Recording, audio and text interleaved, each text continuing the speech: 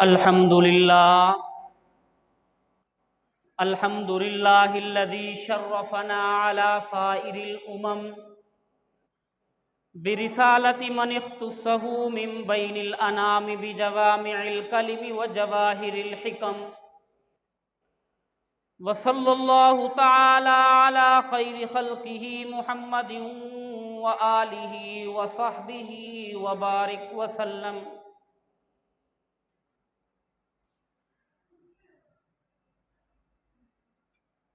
ما نطق اللسان بمدحہ ونسخ القلم، اما بعد فاعوذ باللہ من الشیطان الرجیم، بسم اللہ الرحمن الرحیم۔ لقد رضی اللہ عن المؤمنین اذ یبایعونک تحت الشجرۃ فعلم ما في قلوبهم فأنزل السكينة عليهم وأثابهم فتحا قريبا۔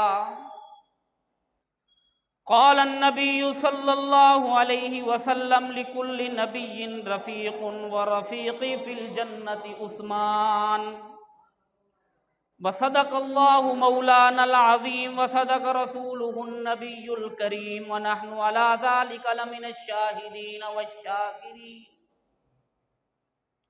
لمن الشاهدين والشاكرين والحمد لله رب العالمين۔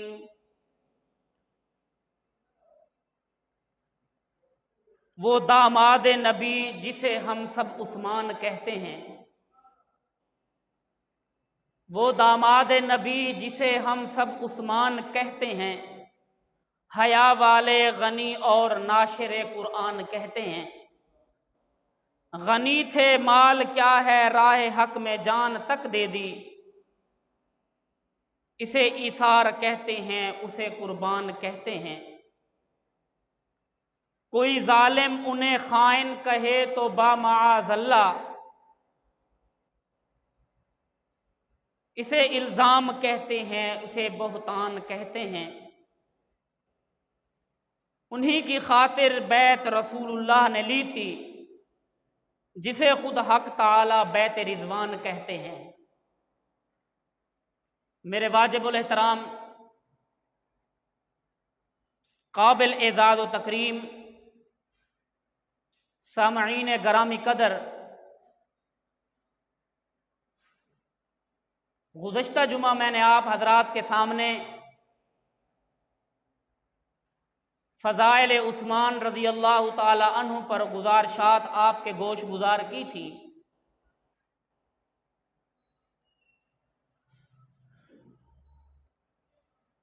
علامہ جسٹس محمد تقی عثمانی دامت برکاتہم العالیہ، صدر وفاق المدارس العربیہ پاکستان نے اپنی ایک کتاب جس کا نام تراشے ہے میں ایک روایت حضرت عبداللہ ابن عباس رضی اللہ تعالی عنہ کے حوالے سے نقل فرمائی ہے۔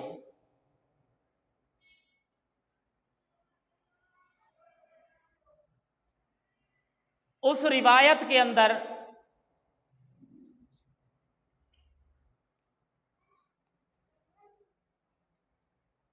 لکھا گیا ہے کہ ما کتب علی خاتم عثمان ابن عفان رضی اللہ تعالی عنہ، کہ ابو عثمان غنی رضی اللہ تعالی عنہ کی جو انگوٹھی تھی، اس انگوٹھی کے اوپر کیا تحریر تھا، کیا لکھا ہوا تھا؟ ہمارے اور آپ کے آقا نبی مکرم، نبی محترم، نبی محتشم محمد عربی صلی اللہ علیہ وآلہ وسلم کی انگوٹھی کے اوپر محمد الرسول اللہ لکھا ہوا تھا۔ پیارے نبی صلی اللہ علیہ وآلہ وسلم، وہی انگوٹھی وہ پیارے نبی کی مہر بھی تھی۔ کوئی معاملہ ہوتا پیارے نبی صلی اللہ علیہ وآلہ وسلم اسی انگوٹھی کے ذریعے مہر ثبت کرتے تھے۔ جناب ابوبکر صدیق رضی اللہ تعالیٰ عنہ खलीफा बिला फसल हैं, जानशीन पैगंबर हैं, उनकी अंगूठी के ऊपर लिखा हुआ था अलैहिस्सलाहु बिकाफिन अब्दा, कि मेरे लिए अल्लाह रब्बुल इज्जत की ज़ात आली ही काफ़ी है। हज़रत उमर रज़ी अल्लाह ताला अन्हु की अंगूठी के ऊपर जो अल्फाज लिखे गए थे उसका तर्जमा ये है कि उमर तेरी नसीहत के लिए मौत ही काफ़ी है, तेरी नसीहत के लिए मौत ही काफ़ी है।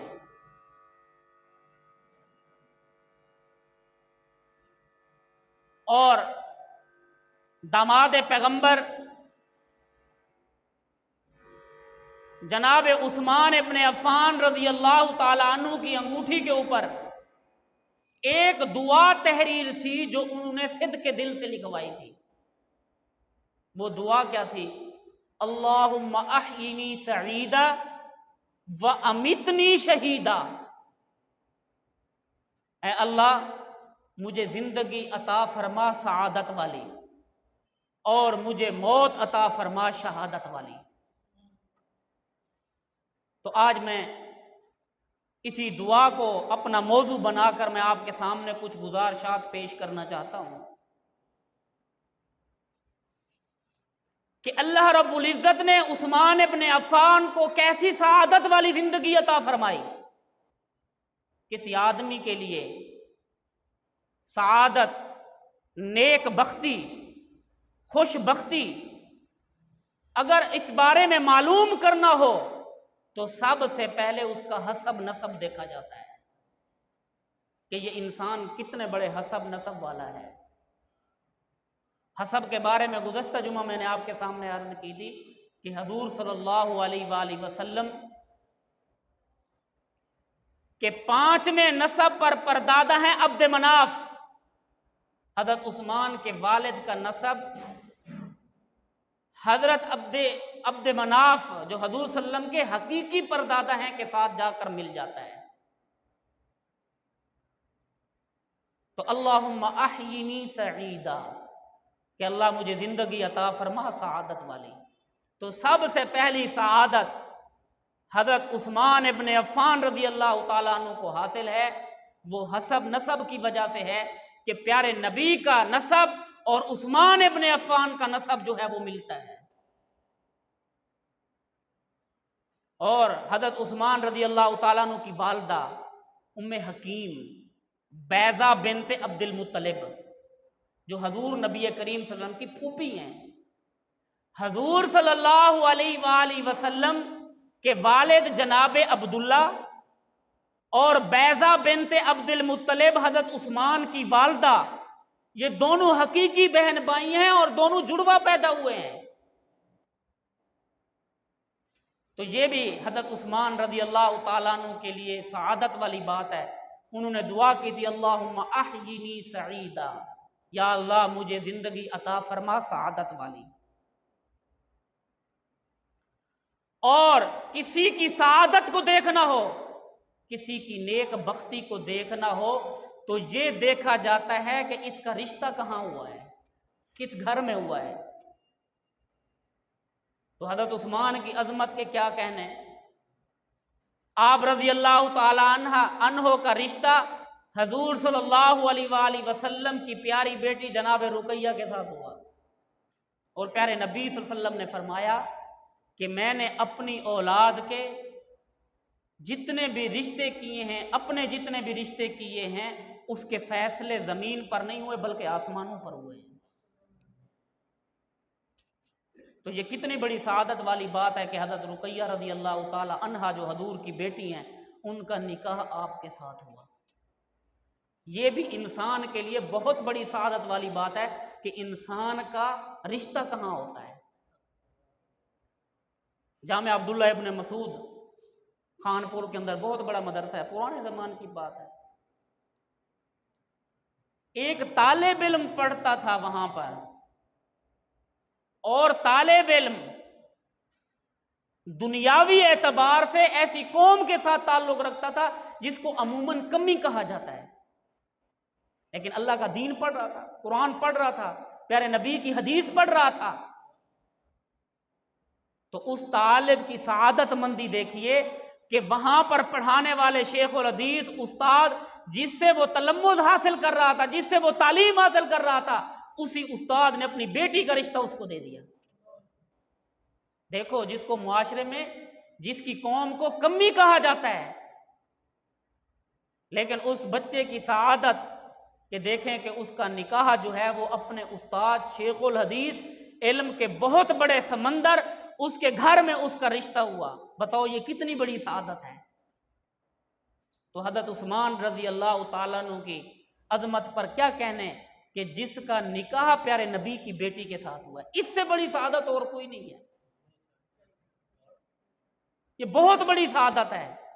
اور پھر سعادت یہیں پر بس نہیں کہ حضور نبی کریم صلی اللہ علیہ وسلم جب غزوہ بدر پر تشریف لے کے جا رہے تھے، پیارے نبی صلی اللہ علیہ وسلم نے فرمایا کہ عثمان آپ بدر میں نہ جائیں، آپ یہیں پر ٹھہر جائیں، میرا حکم ہے، میری بیٹی رقیہ بیمار ہے، آپ اس کی تیمارداری کریں، آپ اس کی تیمارداری کریں۔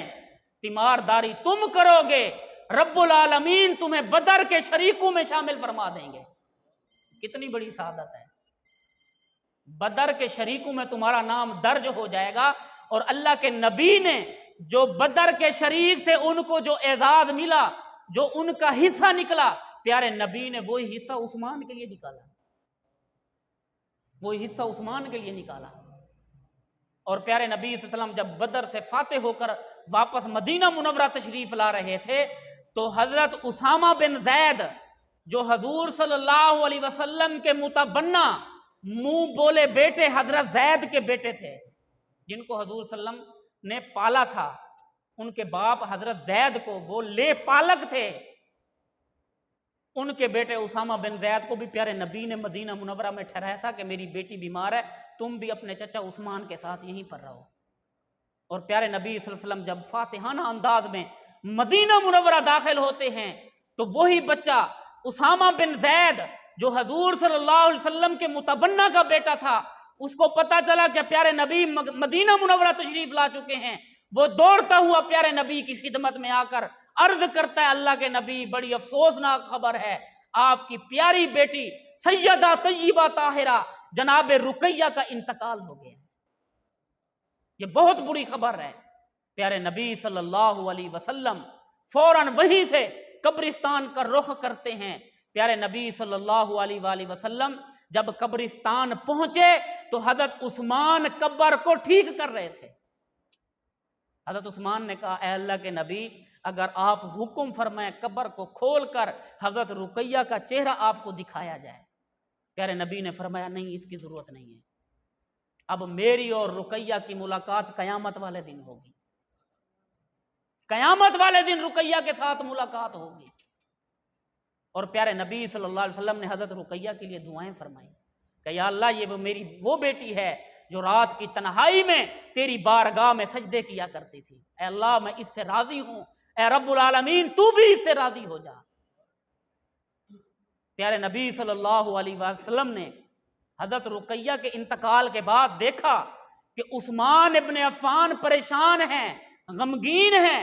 پیارے نبی نے پوچھا، ہے عثمان پریشانی کی وجہ کیا ہے؟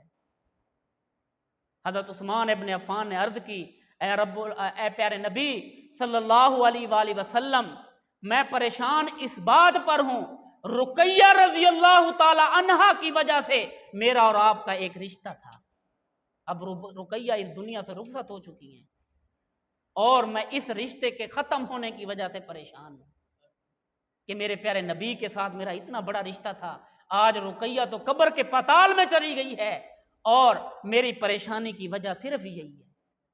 پیارے نبی صلی اللہ علیہ وسلم نے فرمایا، عثمان پریشان نہ ہو، جبریل امین میرے پاس آئے ہیں، اللہ کا سلام لے کر آئے ہیں، اور اللہ رب العزت نے حکم دیا ہے کہ اے پیارے نبی حضرت عثمان کے ساتھ اپنی بیٹی ام کلثوم کا نکاح کر دو۔ اب ام کلثوم کا نکاح عرش پہ اللہ رب العزت نے خود پڑھوایا۔ یہ کتنی بڑی سعادت والی بات ہے۔ اور جب حضرت ام کلثوم رضی اللہ تعالی عنہا کا بھی انتقال ہو جاتا ہے پیارے نبی صلی اللہ علیہ وسلم نے فرمایا ایک روایت کے مطابق اے عثمان تو وہ عظیم انسان ہے، اگر میری 40 بیٹیاں بھی ہوتی وہ یکے بعد دیگرے تیرے نکاح میں دیتا۔ دوسری روایت کے اندر آتا ہے کہ میری 100 بیٹی بھی ہوتی وہ یکے بعد دیگرے میں تیرے نکاح میں دیتا، یعنی ایک فوت ہو جاتی پھر دوسری کا نکاح، پھر وہ فوت ہو جاتی پھر تیسری کا نکاح، ورنہ ایک جو ہے ایک آدمی کے نکاح میں 2 بہنیں اکٹھے نہیں آ سکتی۔ تیسری روایت کے مطابق پیارے نبی نے فرمایا کہ اے عثمان اگر میری 200 بیٹیاں بھی ہوتی وہ میں تیرے نکاح میں دیتا یکے بعد دیگرے۔ تو اتنا اچھا آدمی ہے۔ تو یہ حضرت عثمان کے لیے سعادت والی بات ہے، عظمت والی بات ہے۔ تو اس لیے حضرت عثمان اللہ کی بارگاہ میں دعا کرتے ہیں اللہم احیینی سعیدا، اے اللہ مجھے زندگی عطا فرما سعادت والی۔ تو دوسری بات سعادت کی کہ کسی کا اچھے گھر میں رشتہ ہو جائے، اچھے گھر میں رشتہ ہو جائے۔ اگر کسی کا باپ اپنے داماد سے خفا ہے، کیوں؟ اس وجہ سے کہ وہ اس کی بیٹی پر ظلم کرتا ہے، اس کی بیٹی کے ساتھ ناروا سلوک کرتا ہے، اور جب اس کی بیٹی کا انتقال ہو جاتا ہے باپ کیا کہتا ہے کہ اللہ کا شکر ہے میری بیٹی کی جان تو چھوٹ گئی، میری بیٹی کی جان تو چھوٹ گئی۔ لیکن عثمان کتنا عظیم ہے، ایک بیٹی فوت ہوتی ہے، اللہ کا پیغمبر کہتا ہے کہ میری 40 بیٹیاں بھی ہوتی وہ عثمان تیرے میں نکاح میں دے دیتا۔ یہ عثمان کے لیے عظمت والی بات ہے، عثمان کے لیے سعادت والی بات ہے۔ حضرت علی رضی اللہ تعالیٰ عنہ سے کسی نے پوچھا کہ اے علی عثمان کا کیا مقام ہے، عثمان کی کیا عزت ہے؟ حضرت علی رضی اللہ تعالیٰ عنہ فرماتے ہیں یقال فی ملائل اعلی ذو النورین، عثمان وہ عظیم شخصیت ہے جس کو اللہ کے فرشتے بھی ذو النورین کہتے ہیں، ذو النورین کہتے ہیں، 2 نوروں والا۔ 2 نوروں سے کیا مراد ہے؟ 2 نور سے مراد ہے کہ پیارے نبی کی 2 بیٹیاں آپ کے نکاح میں آئیں، اس سے مراد ذو النورین ہے۔ اور ذو النورین کا ایک اور مطلب یہ بھی ہے کہ اسلام کی تاریخ میں یہ عظیم شخصیت ہے کہ جس نے جو ہے وہ 2 ہجرتیں کی ہیں۔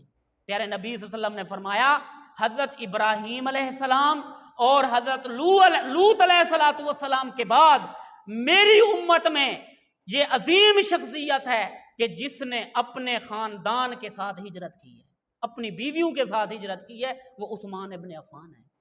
پہلی ہجرت حبشہ کی طرف، دوسری ہجرت مدینہ المنورہ کی طرف، اس لیے آپ کو ذو النورین کہا جاتا ہے۔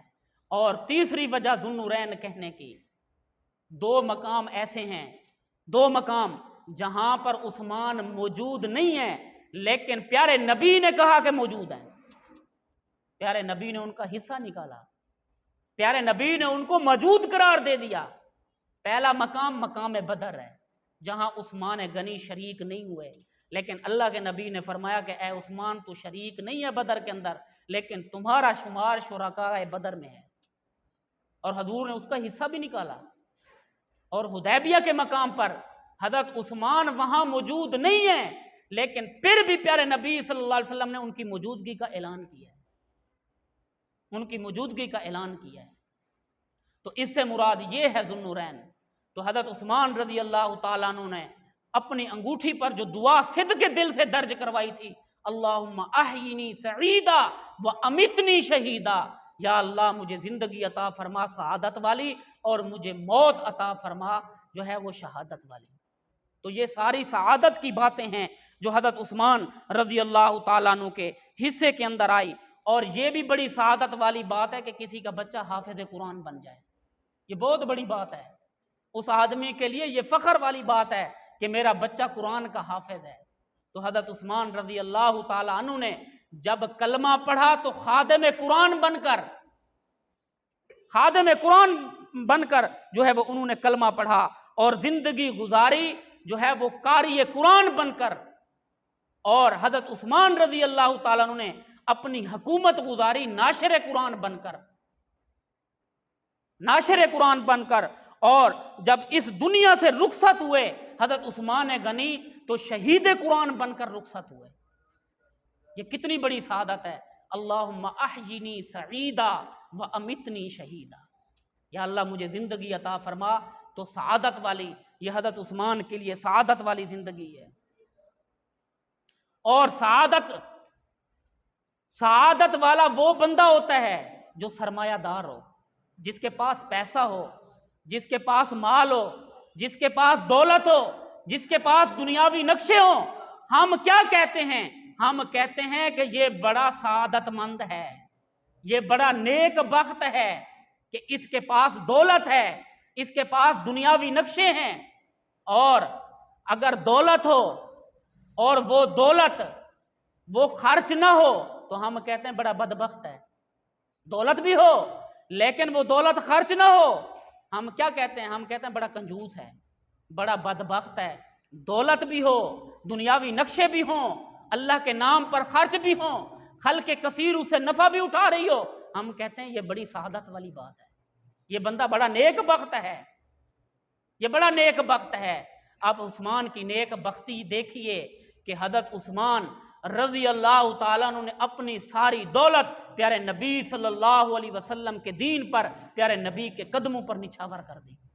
जंग यरमूक का वाक़या आप देख लें, प्यारे नबी सल्लल्लाहु अलैहि वसल्लम ने फरमाया कि हमारा 30,000 का मुख्तसर सा लश्कर है और इतने बड़े लश्कर के साथ हमारा मुकाबला है रूमियों के साथ, मुसलमान जो है वो चंदा पेश करें। हज़रत उस्मान हज़रत अबू बकर सिद्दीक ने घर का सारा सामान दे दिया, हज़रत उमर ने अपना आधा सामान दे दिया। हज़रत उस्मान ने क्या दिया? हज़रत उस्मान ने ऊँट भी दिए, हज़रत उस्मान ने घोड़े भी दिए, हज़रत उस्मान रज़ी अल्लाह तआला ने दरम दिनार भी आकर प्यारे नबी के कदमों में निछावर कर दिए, हज़ारों की तादाद में, हज़ारों की तादाद में। और प्यारे नबी सल्लल्लाहु अलैहि वसल्लम इतना खुश हुए, अल्लाह की बारगाह में दुआ की, ए रब्बुल आलमीन, मैं उस्मान से राज़ी हूँ, तू भी इससे राज़ी हो जा, मैं भी इससे राज़ी हूँ, तू भी राज़ी हो जा। और हजूर नबी करीम रऊफ़ुर रहीम सल्लल्लाहु अलैहि वसल्लम ने फरमाया, मा गर्रा उस्मान मा अमिल बादल यौम, उस्मान आज के बाद जो अमल करेगा अल्लाह रब्बुल इज़्ज़त उस अमल का मुआखज़ा नहीं करेगा, उसका हिसाब किताब नहीं होगा। तो मेरे भाइयों, ये उस्मान के लिए सआदत वाली बात है, नेक वक्ती वाली बात है।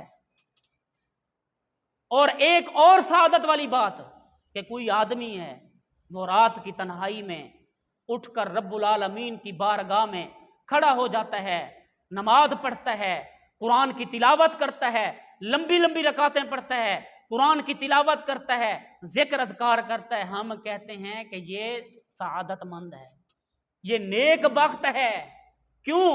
ये अल्लाह रब्बुल इज़्ज़त की इबादत में लगा हुआ, ये बहुत अच्छा आदमी है। आइए मैं आपको बताता हूँ कि हज़रत उस्मान कैसे सआदतमंद थे, उन्होंने कैसे सआदतमंदी वाली ज़िंदगी गुजारी। जो अल्लाह से दुआ की, अल्लाह ने वो दुआ को पूरा किया। हज़रत उस्मान रात को खड़े होते हैं, अलहम्द से लेकर वन्नास तक पूरा का पूरा कुरान एक रकात में पूरा कर लेते हैं। इससे बड़ी सआदत और क्या बात है, क्या हो सकती है उस्मान की कि पूरी रात जो है वो अल्लाह के कुरान की तिलावत कर रहे हैं। यह हज़रत उस्मान के लिए ये बहुत बड़ी सआदत वाली बात है। और हज़रत उस्मान को प्यारे नबी सल्लल्लाहु अलैहि वसल्लम ने फरमाया कि उस्मान तो ऐसा इंसान है, ऐसा शख्स है कि जिसने जन्नत को ख़रीद लिया है। मैं और आप जन्नत के तालिब हैं, हम में से हर कोई जन्नत का तालिब है, जिसके बारे में अल्लाह का नबी कह रहा हो कि उस्मान तो जन्नत को ख़रीद चुका है। तो इससे बड़ी सआदत कोई हो सकती है? अल्लाहुम्मा अहयिनी सईदा, अल्लाह मुझे ज़िंदगी अता फरमा तो सआदत वाली ज़िंदगी अता फरमा, व अमितनी शहीदा, ए अल्लाह मुझे मौत अता फरमा, शहादत वाली मौत अता फरमा। तो मेरे भाइयों, ये तो सआदत वाली ज़िंदगी है। और अल्लाह रब्बुल इज़्ज़त ने उस्मान को जो है एक और सआदत ये अता फरमाई कि कोई आदमी हो अपनी निगाहों को नीचा रखता हो, ऊपर निगाह उठाकर न चलता हो, उसके अंदर हया हो, हया का मालिक हो और सारी दुनिया उसकी हया की तारीफ करती हो, इससे बड़ी सआदत और क्या हो सकती है? ये बहुत बड़ी सआदत वाली बात है कि यार ये बहुत नेक बख्त बंदा है, ये बहुत सआदत वाला है। जब बाजार से गुजरता है हमने कभी इसकी निगाहों को ऊपर उठे हुए नहीं देखा। और अल्लाह रब्बुल इज़्ज़त ने अहले ईमान की सिफतों में से एक सिफत ये भी लिखी है कुरान मजीद के अंदर कि मोमिन अपनी निगाहों को नीचे रखता है। کبھی اٹھا کر نہیں رکھتا. یہ مومن کی صفات ہیں. حضرت عثمان رضی اللہ تعالیٰ عنہ کی زندگی یہ ہے کہ حضرت عثمان شرم و حیا کا پیکر تھے. شرم و حیا کا پیکر تھے. حضرت عثمان کبھی بیت الخلاء میں پورے کپڑے اتار کر کبھی غسل نہیں کیا, کبھی بھی. اور زمانہ جاہلیت کے اندر بھی حضرت عثمان ابن عفان رضی اللہ تعالیٰ عنہ نے کبھی شراب نہیں پی, کبھی بے حیائی کا ارتکاب نہیں کیا, کبھی زنا نہیں کیا. اس سے بڑی سعادت اور کیا ہو سکتی ہے؟ اللہ کے نبی صلی اللہ علیہ وسلم تشریف فرما ہے, حضرت ابوبکر صدیق آتے ہیں, پیارے نبی ویسے کے ویسے بیٹھے رہے, اور حضرت عمر فاروق آتے ہیں, پیارے نبی ویسے کے ویسے بیٹھے رہے. جب حضرت عثمان تشریف لاتے ہیں, پیارے نبی کی پنڈلی مبارک سے چادر ہٹی ہوئی تھی, پیارے نبی نے چادر پنڈلی کے اوپر ڈال لی اور اٹھ کر بیٹھ گئے. پوچھنے والے نے پوچھ لیا, اے اللہ کے نبی ابوبکر آئے آپ ویسے بیٹھے رہے, ویسے ٹیک لگا کر بیٹھے ہوئے تھے. حضرت عمر آئے آپ ویسے بھی بیٹھے رہے, لیکن جب حضرت عثمان آئے آپ نے اپنی پنڈلی مبارک کے اوپر کپڑا بھی ڈالا اور کھڑے ہو کر بیٹھ گئے. اس احترام کی وجہ کیا ہے؟ آپ علیہ الصلوۃ والسلام نے فرمایا کہ میں اس عثمان سے کیوں حیا نہ کروں جس سے اللہ کے فرشتے بھی حیا کرتے ہیں. میں اس عثمان سے کیوں نہ حیا کروں؟ یہ تو زندگی کی سعادت ہے جو اللہ رب العزت نے عثمان کو عطا فرمائی. وَأَمِتْنِي شَهِيدًا, اے اللہ مجھے موت دے, شہادت والی موت دے. شہادت کتنا بڑا رتبہ ہے, میں اور آپ کا اس کا ادراک نہیں کر سکتے. شہادت کی زندگی اگر کوئی دیکھنا چاہتا ہے تو اس کو شہید ہونا پڑے گا کہ شہادت پر کتنا بڑا انعام ہے. میرے بھائیوں, اللہ نے 4 درجے قرآن مجید میں بتلائے ہیں, 4 درجے. سب سے بڑا درجہ نبیوں کا درجہ ہے, اور اس سے نیچے صدیقین کا درجہ ہے, اور اس سے نیچے شہداء کا درجہ ہے, اور اس سے نیچے صالحین کا درجہ ہے. آپ دیکھ لیں کہ ہمارے پیارے نبی صلی اللہ علیہ وسلم اس پہلے درجے میں سب سے اعلیٰ اور عرفہ, نبوت کے درجے میں سب سے اعلیٰ اور عرفہ. کیوں؟ اس لیے کہ آپ امام الانبیاء ہیں. آپ امام الانبیاء ہیں. اللہ رب العزت نے آپ کو تمام انبیاء پر فضیلت اور فوقیت عطا فرمائی ہے, تمام انبیاء کی جماعت میں. اور اتنے بڑے منصب پر جب آدمی فائز ہو جاتا ہے تو نیچے والے منصب کی وہ طلب کبھی نہیں کرتا, نیچے والے مقام کو کبھی نہیں تلاش کرتا, وہ تو اور اوپر جانے کی کوشش کرتا ہے. میں قربان جاؤں اللہ کے نبی صلی اللہ علیہ وسلم پر. اللہ کے نبی اتنے بڑے منصب پر فائز ہو کر اللہ کی بارگاہ میں دعا کرتے ہیں, اے اللہ مجھے شہادت کی موت عطا فرما. آخر وجہ کیا ہے کہ اتنے بڑے مقام پر فائز ہو کر اللہ کے نبی نیچے والے درجے کی دعا کر رہے ہیں؟ تو میں آپ کو اس کی وضاحت کرنا چاہتا ہوں کہ نبوت اور صدیقیت یہ کسبی چیز نہیں ہے کہ انسان محنت کر لے, اپنے محنت کے بل بوتے پر نبی بن جائے. ایسا کبھی نہیں ہو سکتا. اللہ رب العزت نے ہر نبی کے لیے ایک صدیق بھیجا ہے جو اس کی نبوت کی تصدیق کرتا ہے, اس کی نبوت کی تصدیق کرتا ہے.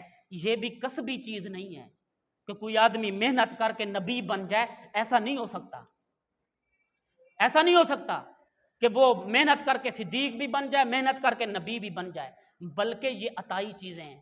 اللہ جسے چاہے عطا کر دے, جسے چاہے نبوت کے مقام پر فائز کر دے. اللہ رب العزت جسے چاہے صدیق بنا دے. یہ انسان کے بس سے یہ باہر ہے. اور جو شہادت ہے اور صالحین والا جو درجہ ہے یہ کسبی ہے, یہ عطائی نہیں ہے. اس کے لیے انسان محنت کرے, اللہ کی راہ میں تگ و دو کرے, اللہ اس کو شہادت دے دیتے. اگر کوئی آدمی ساری رات مصلی پہ کھڑا رہے, اللہ اللہ کرتا رہے, اللہ کا ذکر کرتا رہے, اللہ کی محبت میں صبح و شام ڈوبا رہے, تو اللہ اسے صالح بنا سکتے ہیں. وہ اپنی محنت کے زور پر نیک بن سکتا ہے, وہ ولی بن سکتا ہے, لیکن محنت کے زور پر ولی نہیں بن سکتا. تو اتنے بڑے منصب پر فائز ہو کر پیارے نبی نے سوچا کہ یہ تو عطائی ہے, اللہ نے بن مانگے مجھے یہ عظیم مرتبہ عطا فرما دیا, کیوں نہ محنت کر کے میں اللہ رب العزت سے اور زیادہ مقام حاصل کر لوں. تو میرے بھائیوں, پیارے نبی صلی اللہ علیہ وسلم نے فرمایا ہے کہ جب شہید ہوتا ہے انسان, جب اس کے جو ہے وہ خون کا قطرہ ابھی نیچے زمین پر نہیں گرتا, اللہ رب العزت اپنے دیدار سے پہلے مشرف فرما دیتے ہیں, اپنے دیدار سے۔ میرے بھائیوں، اللہ کا دیدار ایسی بڑی نعمت ہے، ایسی بڑی نعمت ہے، آپ سوچ بھی نہیں سکتے، جس کے لیے سارے اولیاء اللہ ساری زندگی تڑپ رہے ہیں کہ اللہ کا دیدار ہو جائے، اللہ کا دیدار ہو جائے۔ یہ اتنی بڑی نعمت ہے، اور جنت میں اس سے بڑی نعمت اور ہو ہی نہیں سکتی کہ جس مومن کو اللہ کا دیدار ہو جائے، یہ سب سے بڑی نعمت ہے۔ تو اس شہید کا کتنا بڑا مقام ہے، ابھی جنت میں نہیں گیا، ابھی دنیا میں موت اور حیات کی کشمکش میں ہے، اللہ کے نام پر ذبح ہو رہا ہے، ابھی خون کا قطرہ زمین پر نہیں گرا، اللہ اپنے دیدار سے پہلے مشرف فرما دیتے ہیں۔ اس لیے جب شہداء جنت میں جائیں گے، اللہ رب العزت فرمائیں گے، اے میرے جنتیو، جنت میں جانے والو، مجھے بتاؤ تمہاری اور کوئی خواہش۔ اہل جنت میں سے جو شہداء ہوں گے وہ اللہ کی بارگاہ میں درخواست کریں گے، اے اللہ ہمیں دنیا میں بھیج، ثم احیا ثم اقتل ثم احیا ثم اقتل، اے اللہ ہم دوبارہ زندہ ہوں، دوبارہ شہید کیا جائے، ہم پھر زندہ ہو جائیں، پھر ہمیں شہید کیا جائے، کیونکہ جو دیدار کی لذت ہمیں ملی ہے وہ ساری نعمتیں اس کے مقابلے میں ہے جائیں۔ یہ اتنی بڑی نعمت ہے۔ اسی دیدار کے لیے اللہ رب العزت کی بارگاہ میں حضرت عثمان کہہ رہے ہیں، اللہم احیی اللہم امیتنی شہیدا، اللہ مجھے موت دے تو شہادت والی موت دے۔ اور حضرت عثمان غنی اتنا بڑا مظلوم ہے، اتنا بڑا مظلوم شہید ہے کہ کائنات کی تاریخ میں ایسا مظلوم نہیں ملتا، ایسا مظلوم نہیں ملتا۔ میرے بھائیوں، عبداللہ ابن سبا منافق نے، رئیس المنافق نے، یہودی نے، حضرت عثمان رضی اللہ تعالیٰ نے جب حکومت سنبھالی تو قریب آ گیا، عہدے اور اقتدار کی لالچ میں مجھے کسی عہدے پر فائد فرمائیں گے، لیکن حضرت عثمان بڑے زیرک انسان تھے، انہوں نے معاملات کو سمجھ لیا اور عبداللہ ابن سبا کو قریب نہ آنے دیا۔ وہ بھٹکتا رہا حتیٰ کہ صحراؤں میں، جنگلوں میں، اور اپنے ہم نوا تلاش کرتا رہا، جو جذباتی تھے، جو جوشیلے تھے، ان سب کو اکٹھا کر کے اس نے پروپیگنڈا شروع کر دیا کہ حضرت عثمان تو وہ ہے جو بدر میں شریک نہیں ہوا، حضرت عثمان تو وہ ہے جو صلح حدیبیہ کے اندر شریک نہیں ہوا، عثمان تو وہ ہے کہ جس نے اپنے اعزاء و اقارب کو نوازا، اس نے جو ہے وہ تمام چراگاہیں اپنے مال کے لیے وقف کر دی ہیں، عثمان تو وہ ہے کہ جس نے اپنے اعزاء و اقارب کو نوازا، ناجائز عہدے دیے، یہ پروپیگنڈا اس نے شروع کر دیا۔ تو میرے بھائیوں دوستو، وہ اتنا پروپیگنڈا کرتا رہا، اس کی صفائی کے اندر جناب علی المرتضیٰ آتے ہیں اور آ کر صفائی دیتے ہیں، درمیان میں ایک خط ہے۔ جب وہ 700 افراد ہو گئے، انہوں نے پروگرام بنایا کہ لوگ مسلمان جب حج کے لیے بیت اللہ کی طرف روانہ ہوں گے، ہم مدینہ منورہ میں آ کر دھاوا بول دیں گے، مدینہ منورہ میں آ کر چڑھائی کر دیں گے اور حضرت عثمان سے خلافت کی چادر اتار لیں گے۔ اور وہ 700 افراد جب آئے، حضرت علی رضی اللہ تعالیٰ عنہ ان سے ملاقات ہو گئی، درمیان میں ایک خط کا بہانہ بنایا جاتا ہے۔ حضرت علی رضی اللہ تعالیٰ عنہ نے وہ خط دیکھا، آپ نے فرمایا کہ یہ مصر سے آ رہا ہے، یہ گروہ کوفہ سے آ رہا ہے، یہ فلاں علاقے سے آ رہا ہے، مجھے یہ بتاؤ کہ یہ تینوں کے پاس ایک خط کیسے پہنچ گیا، یہ ایک خط کیسے پہنچ گیا؟ اس کی لمبی چوڑی تفسیر ہے۔ حضرت علی رضی اللہ تعالیٰ عنہ نے ان کے ارادے کو خاک میں ملا دیا کہ تم کسی سازش کے تحت آئے ہو، کوئی خط جو ہے یہ سب جھوٹ کا جو ہے وہ پروگرام ہے، تم جو ہے حضرت عثمان رضی اللہ تعالیٰ کی مخالفت میں، ان کی دشمنی میں یہاں آئے ہو۔ حضرت عثمان رضی اللہ تعالیٰ عنہ منبر پر خطبہ ارشاد فرما رہے ہیں کہ وہ تمام بلوائی، وہ سبائی مسجد نبوی میں آ جاتے ہیں، اور ایک کھڑا ہوتا ہے، عثمان تقریر بند کر، خطبہ بند کر دے، دوسرا کھڑا ہوتا ہے، تیسرا کھڑا ہوتا ہے، حتیٰ کہ وہ سارے کھڑے ہو جاتے ہیں، حضرت عثمان خطبہ جاری رکھتے ہیں، ایک بدبخت آگے بڑھتا ہے اور آ کر حضرت عثمان نے جو عصا اپنے ہاتھ میں لیا ہوا تھا، وہ عصا پکڑ کر اپنے گھٹنے پر ڈال کر اس کو توڑ کر باہر پھینک دیتا ہے، اور حضرت عثمان کی چیخ نکل جاتی ہے اور فرماتے ہیں، اے بدبخت، تو نے یہ عصا کیوں توڑا؟ کیا تجھے پتہ نہیں تھا کہ یہ عصا پیارے نبی کا عصا تھا جس کو تو نے توڑ کر پھینک دیا ہے؟ یہی عصا ابو بکر کے پاس تھا، یہی عصا عمر کے پاس تھا، یہی عصا ان کی نیابت میں میرے پاس آیا ہے۔ تم نے کتنا بڑا ظلم کیا ہے۔ دنیا والوں نے دیکھا کہ وہی بدبخت جس نے اس عصا کو توڑا تھا، اللہ نے اسی جگہ پر ایک ناسور پیدا کر دیا، بلخ کر وہ تباہ اور برباد ہو گیا، ہلاک ہو گیا۔ بلوائی جو ہے وہ اپنی شدت کے اندر اضافہ کرتے رہے۔ حضرت علی حضرت عثمان کے پاس تشریف لاتے ہیں، حضرت عثمان سے عرض کرتے ہیں اے امیر المومنین آپ ہمیں حکم دیں، ہم ان کا مقابلہ کریں۔ حضرت عثمان غنی رضی اللہ عنہ فرماتے ہیں اے علی اگر تو میرا بھائی ہے، اگر تو جو ہے میرا بھائی ہے، میرا دوست ہے، تو میری بات مان، میں تیرا امیر المومنین ہوں، میں مسلمانوں کا خلیفہ ہوں، اگر تو مجھ پر اعتماد کرتا ہے، مجھ پر یقین کرتا ہے، میرا تجھے حکم ہے صبر کر کے اپنے گھر میں بیٹھ جا، تجھے اجازت نہیں ہے۔ حضرت علی سے حضرت علی نے فرمایا، عرض کی اے امیر المومنین آخر وجہ کیا ہے؟ آپ نے فرمایا مجھے پیارے نبی صلی اللہ علیہ وسلم نے فرمایا تھا کہ اے عثمان تجھ سے خلافت کی چادر کو چھینا جائے گا، لیکن تم نے اس چادر کو نہیں اتارنا، تم پر مصیبت آئے، تم پر تکلیف آئے، تم نے صبر کے دامن کو ہاتھ سے نہیں چھوڑنا، تم نے صبر کو اپنے سینے سے لگا کے رکھنا ہے۔ میں پیارے نبی سے کیے ہوئے وعدے کو فراموش نہیں کر سکتا۔ اے علی فرمایا کہ امیر المومنین ہمیں حکم دیں، ہم آپ کے لیے آپ کے گھر پر پہرہ دار کھڑے کر دیں۔ آپ نے فرمایا اگر تم پہرہ دار کھڑے کرو گے ان کو تنخواہ تو بیت المال سے ملے گی، اور میں اپنی ذاتی پہرے کے لیے بیت المال سے دی ہوئی تنخواہ ملازم کو نہیں دلوا سکتا کہ وہ میرے پہرے کے لیے کھڑے ہوں، ایسا نہیں ہو سکتا۔ اے امیر المومنین ہمیں حکم دیں۔ آپ نے فرمایا کہ میں اپنی جان تو دے سکتا ہوں لیکن پیارے نبی صلی اللہ علیہ وسلم کے شہر میں خون خرابہ نہیں کروا سکتا، میری جان اتنی قیمتی نہیں ہے، لیکن میرے پیارے نبی کے مدینے کا تقدس سب سے اعلیٰ ہے۔